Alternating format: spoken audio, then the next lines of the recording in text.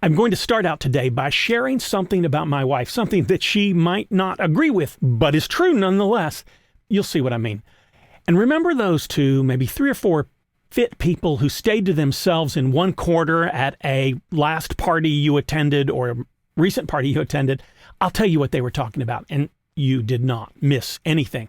And then I tell you that bridges and hills, they're really the same thing, all on the way to answering the question, what makes you a runner?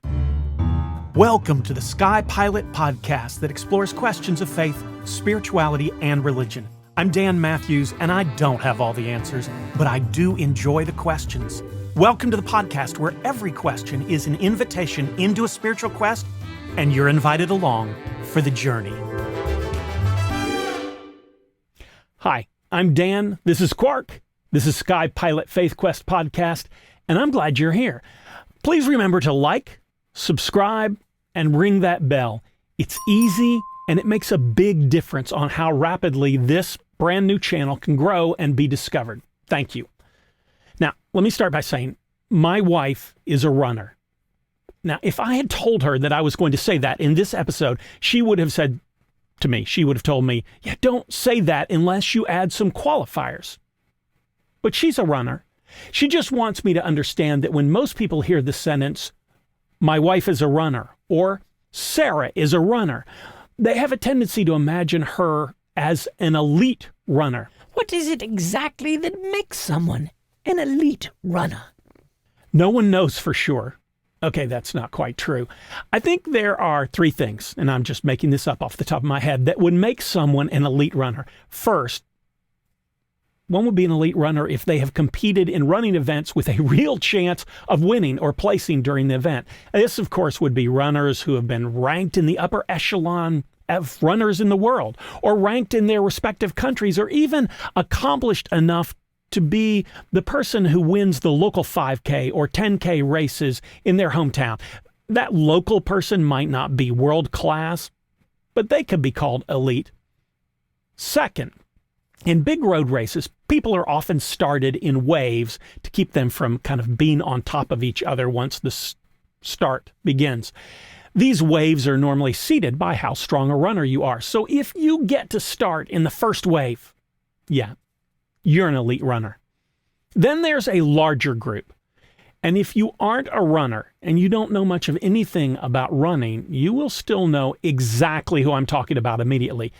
These are the 3 or 4 people who gather in the corner during a party, and they spend their entire time together talking about how many miles they've logged this week. They will talk about races they've run, races they are going to run. They'll tell everyone how they're going to taper before the next race and how their running buddy is a chronic overtrainer. And other running stuff. These runners love to talk about how often they have to replace their shoes because they're elite runners. Okay, they would never use the word elite to describe themselves in that way. They just use a lot of other words to imply that they are. So elite runners are competitive at a high level, or allowed to start towards the front, or spend so much time and focus on running that they want everyone around them to know it's their primary identity. So Sarah would probably not want me to say she's a runner because, well, she wouldn't want me to imply that she is one of those people that I've just named, that I've just described. But she runs several times a week. She's part of a Saturday training group that meets every Saturday, and she helps organize a piece of it. Oh, and even on Thanksgiving Day, her dedication to running was so great, she got up early, really early. Yes, she got up so she could go run. We've got it. Quit belaboring the point. Actually, no. She got up early to be a volunteer for a race on Thanksgiving that happened to be going near our home. Well, in front of our home. So as it turned out, she was given a job that was just about 6 blocks from our building, on the same street as our building. So after she'd gotten up, bundled up in layers to keep warm, and headed out for her post, I got a text from her telling me that she would love it if I brought her a cup of coffee. So I made her some coffee, put it in an insulated mug, bundled myself into some warm clothing, joyfully walk to where she was. I'll have to tell you, as I exited our building, the runners were streaming past. Hundreds and hundreds of them were in sight right in that moment. And some were dressed as various parts of the Thanksgiving dinner. Some were dressed as pie, some were dressed as turkeys, all forms of turkey. Some cooked, some the live uncooked version. They're all in the race. But not everyone, of course, chose food as the theme for their attire. Some dressed as superheroes, some were dressed in expensive running gear. Some dressed more like they'd intended to do yard work on that day, and the race came as a total surprise. There's such a wide range of people. There were kids, I'm guessing as young as 9 or 10, and there were people well into their 70s, maybe even their 80s. There were people of every shape, size, and ethnicity. It was a lot like life. Anyway, my grumpy attitude immediately abated as I stopped to think that every single one of these people had gotten up way earlier than I had and stood around in the uncomfortable cold waiting for the race to start. Now they were doing something far, far more difficult than my little coffee delivery jaunt, not to say that it wasn't a major act of self-sacrifice. Oh, certainly when your listeners picture people who have given their lives in the service to others, they immediately think of Mother Teresa, Florence Nightingale, Clara Barton, and you, of course. Okay. Then, as long as we're on the same page. Anyway, even though my effort was generous, well, let's just say Herculean. Oh, absolutely. Sure, yes, without a doubt. I will admit that the runners were putting in more effort than I was that day. So I began to study them, watch them run. Now, Sarah and I live on a fairly large street in Atlanta. Right in front of our building, our street, 17th Street, is 6 lanes wide, and there's about 3 blocks past our building, our street crosses the interstate. But saying it crosses the interstate doesn't really do it justice. The bridge crosses over 75 north, 75 south, 85 north, 85 south, and several access roads. I'm pretty sure you could have just said 75 and 85. The north-south sections of an interstate run together, you know. Yeah, but in this case, they don't. Each of those that I mentioned is its own section. Let me put it this way. The bridge crosses about 30 lanes of traffic below, which means it's a big bridge. It's a long bridge. And as any person who runs, especially non-elite runners, because they are even more in tune with how much effort various parts of a race or a run require, but anyone who's ever done any level of running will know bridge often means hill. Bridges almost always have an arc to them. So as I'm walking with Sarah's coffee, I'm watching the bridge ahead and wondering who will run up the hill and who will walk. Here's what I learned. First of all, this would have been a great opportunity for a bar bet. And if you don't know what I mean, a bar bet is traditionally something you bet the person sitting next to you at a bar. It's normally a bet that seems, on the surface, to be easily winnable by the person who's being challenged. But once they agree to the bet, they discover it's more difficult than it seems at first glance. At this point, I'm remembering the musical Guys and Dolls, the movie version, where Frank Sinatra's character is trying to get Marlon Brando's character to take a bar bet. Brando's character, Sky Masterson, explains his experience, advice he got from his dad, and a bar bet. He explains bar bets pretty well. On the day when I left home to make my way in the world, my daddy took me to one side. Son, my daddy says to me, I am sorry I'm not able to bankroll you to a very large start, but not having the necessary letters to get you rolling. Instead, I'm going to stake you to some very valuable advice. One of these days in your travels, a guy is going to show you a brand new deck of cards on which the seal is not yet broken. Then this guy is going to offer to bet you that he can make the jack of spades jump out of this brand new deck of cards and squirt cider in your ear. But son, you do not accept this bet, because as sure as you stand there, you're going to wind up with an ear full of cider. Question: how many other podcasts on faith, religion, and spirituality talk about pub bets? You mean the grand total But other than this one? Yes. None.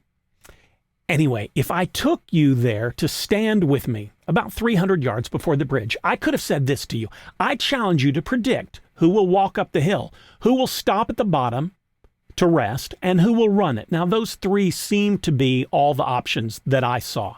Now, here's the bet. I will give you $10 for every one you get right, and you will give me $2 for every one you get wrong. Now, I would have made a lot of money, and you would have lost a lot. It would have been great. Oh man, the fun times we would have had. Just stop to think about it. If you were watching the runners go by, what criteria would you have used to determine who runs the bridge, who runs the hill that is approaching in front of them, and who doesn't? Well, perhaps you look for people who look like runners. Now, this is a not so subtle code phrasing for skinny people.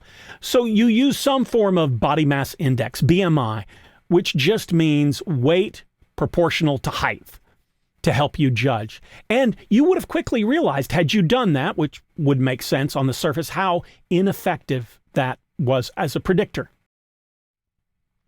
All right, but you're not a quitter. So you're just getting started. You're learning as you go, and you think, what about clothing?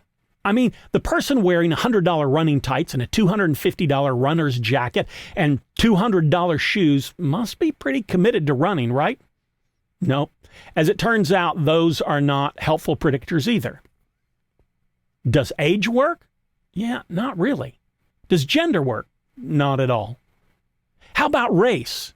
Nope, doesn't predict anything whatsoever. The only predictor that I could figure out was this. If people were running in a group of 2 or 3 or 4 or more, a group, you know what a group is, then they were more likely to, well, stay together as a group. Because if any of them needed to walk, they all walked, or they all ran. Groups tended to stay together, which really doesn't predict. It's more of an observation on my part. So just to ask another question, one that I seem to ask during your ramblings, well, quite a bit. Is there a point here, other than your amazing, heroic coffee delivery and your absolutely fascinating observation of runners? Anything else? Well, yeah. Yeah, there is. And I've already said it, actually, Quark. My friend, you're slipping. Earlier, I said this. There were people of every shape, size, and ethnicity. Then I said, just like life. And that was your clue. The point here is that the Thanksgiving race is a lot like life. You see the people around you in life going about the task of living. And you think, because we all think this to some extent, you think that you can look around you and tell how everyone is doing by the things you can see. But the truth is, just like this race, you can't tell a darn thing about how someone is doing and what they are going to experience as life throws hills at them by anything you can see. You can observe their gender, weight, affluence, ethnicity, their clothing, car, home. None of them tell you about how they're doing in this thing we call life. And there is a tendency to discount our own participation, just like Sarah's inclined to say, I'm not really a runner, because she isn't one of those runners who talks a lot about her running, or because she hasn't achieved those big medals or awards, accomplishments like some of the runners. I'll tell you what I realized as I was watching that Thanksgiving Day race. Every single one of those people was an amazing runner. Every single one of those people who was out there that day had signed up, laced up, shown up, and was giving it all they had. And you know what? You know what that made them? Amazing. Yes, absolutely amazing. Here's the other part that I want to highlight. The only thing I was able to accurately predict was that groups would stay together on the hill. If someone needed to walk, they all walked. If they ran, they all ran. No one was left behind by a group, ever. That's why running with a group is so much better than running alone. What this means is that everyone had support. Either way, if one was struggling, they all stayed together. But here's the part that didn't show, but I know it to be true because, well, I used to be a runner myself. Many of these groups that ran the hill, that continued to run all the way up, one or more of the members was already struggling and would have quit if running on their own. But in this case, the strength of the community gave them the resolve needed to handle the challenge ahead. So want to know the secrets of life as learned from a Thanksgiving Day race by a guy who wasn't even running in the race? I'll give you several secrets. 1, you are here. You're part of this thing called life. Yeah, it's hard for everyone at times. And simply because of that, simply because you're here, you are amazing. Also, I worked with a psychologist before going to seminary, and we worked with teens with a number of problems. And I was sitting in a session with one of the parents of the teens who was saying, I have made so many mistakes as a parent. The psychologist surprisingly interrupted at this point and said, stop. I have one question. Have you ever made a decision that was intended to injure, hinder, or prevent your child from succeeding? And the parent kind of looked like she'd been slapped. And she said, no, of course not. Then it sounds like your motivation was right. You weren't perfect in all your decision making, but let's take a look at what you've done and see what we can learn from that. The number 2 thing I learned at the race, cut yourself some slack. Unless you're waking up in the morning and deciding, I'm going to intentionally try to screw this up, then you are giving it a go and you deserve credit. 3, finally, find yourself a group. And it will be more fun, you'll be more successful, however you define success. Even those elite runners who seem to be out all by themselves are pacing themselves off of each other all the time. Life is easier, more fun, if you have the benefit of community. No, not online. That doesn't count in this case. Honest to goodness, in-person community. Matter of fact, I'll give you a Bible quote just to prove the point. 2 are better than 1 because they have a good reward for their toil. For if they fall, one will lift up the other. But woe to the one who is alone and falls and does not have another to help.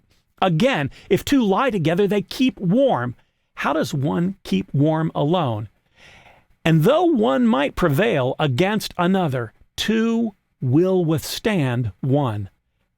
A 3-fold cord is not quickly broken. That's all for today. So I can't imagine there's anyone out there wanting to argue with much of this, though if there's one thing the last 10 years or so in our society has shown us, it is that people will argue with anything. One survey revealed that 10% of our adult population believe that the earth is flat. So who knows? But it's more likely that you listen to this and you thought, hey, he missed a huge point, missed something major in how life is like that race he was talking about. If so, let me know. I would love to hear from you. Leave your thoughts in the comments section below. Anything you've thought about this podcast, again, I'd love to hear from you. Or if you have a bright idea for a future episode, leave that in the comments below. And if you've stayed around this long into the podcast, endured all of this, please, I'm going to ask you, click on that like button. It really helps things out. And on your journey, may you ask questions, seek answers, and boldly go wherever the quest takes you. Thanks for joining us here today and being part of the SkyPilot Faith Quest community. This is a great place to ask questions you wouldn't feel comfortable or safe asking in other places. And remember, the sign of a strong faith, solid religion, or healthy spiritual journey is not certainty, but that you keep asking questions.